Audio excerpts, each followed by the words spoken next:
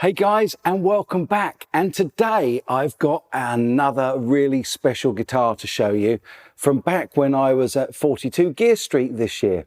And this is a Friedman Cali, but it's a Cali with a difference, coming right up. While I was at Gear Street, I had the opportunity to play lots and lots of really nice Friedman guitars. They must have had at least, I would say, 15, maybe 20 guitars there. And they are all really, really nice guitars. And what's more, there was a guitar that was there at Gear Street 1 that I didn't get a chance to play. And I really wish that I'd demoed it for you. Well, I played it, but I didn't get a chance to demo it. So I made it my business this time to make sure that I did a demo of this guitar. It was a beautiful cream Cali, which was owned actually by Dennis, who I lovingly refer to as Derek, from Boutique Amp Distribution. Now, every single Friedman guitar is a custom order. They don't make anything as stock. So this was a really, really special looking and special playing guitar because it had very little in the way of appointments. Although it was a humbucker in the bridge and a single coil in the neck position, there was no switch. It just had a volume pot. And I'm not quite sure how that worked, but all I do know is it sounded absolutely amazing. And I think the volume allowed a certain amount of each pickup to be mixed in as you increase the volume. Now, it sounded absolutely awesome. And they call the Cali range the Spirit of San Dimas. And there's a really good reason why they do that. And that's because Dave Friedman has partnered up with Grover Jackson of Jackson Charvel Guitars. And of course, the San Dimas range is a very famous range from those guitars.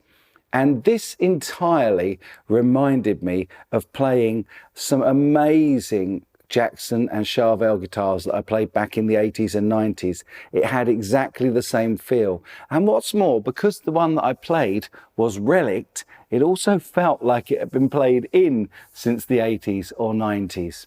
Anyway, enough of me rambling on about it. I'll tell you in just a moment what I think or what I thought and felt of its playability. But first, let's go and hear a little bit of it. And I will say that in this instance, I started with all of the rock and lead tones because this guitar is most certainly a rock beast. So let's go and have a listen to those tones first.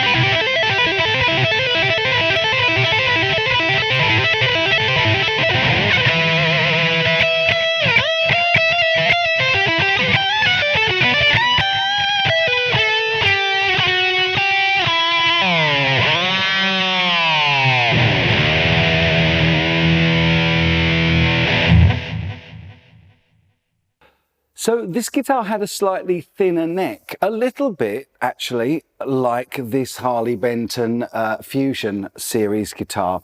And it reminded me a lot of this in that it had a really nice Floyd Rose. It did have locking nut to go with the Floyd Rose. This one's got locking tuners, but the stability of that guitar was incredible. I really punished it, giving it loads of dive bombs and whammies, and yet it stayed in perfect tune. That's something actually that this Harley Benton guitar does really well, and that's why it put me in mind of it. Not to mention the fact that this body shape is entirely reminiscent of Grover Jackson's styling back from the 80s and 90s, even though the San Dimas range, of course, are much more traditional Strat type contouring and shapes, but it definitely had that about it. The neck, while it was quite thin, was still comfortable to play, and it was incredibly fast. Now, one of the things I love about the relicking on this guitar, on the Cali that Dennis brought, was I really enjoyed the relicking. I didn't mind the relicking on the body, but I really loved the relicking on the neck.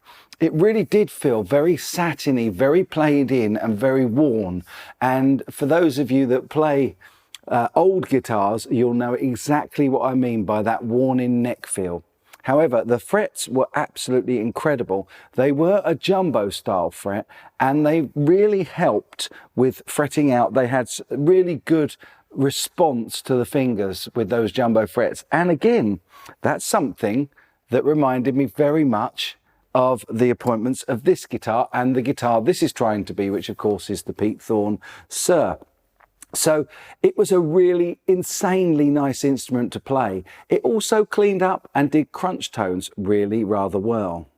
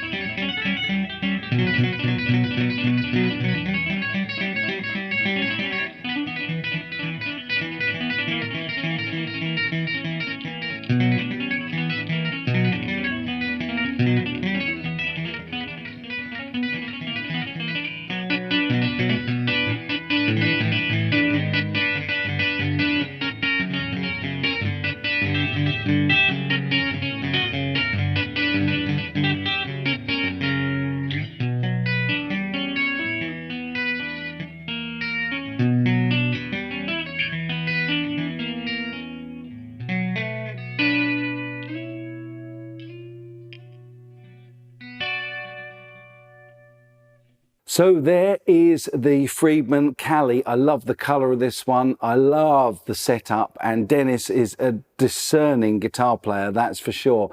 I would love to get my hands on that guitar to keep, because it really did inspire so many metal riffs, dive bombs, whammy bar tricks, and all that good stuff that I remember so well from the 80s. And it was like going down memory lane. I really hope that you found this video enjoyable and enjoyed watching it as much as I did recording it for you. A big thank you to Dennis for bringing that guitar along, and along with all of the other Friedman guitars that he took to Gear Street 1 and 2. Big thanks as always to Henning, but most of all, a big thanks to you guys for watching and for supporting the channel. I really appreciate it. If you've made it this far in the video, pop the comment down below just saying, I love Friedman. And then I'll know you've watched this far. Really appreciate the support, guys. I'll be back with the best content I can just as soon as I can. But in the meantime, you take good care.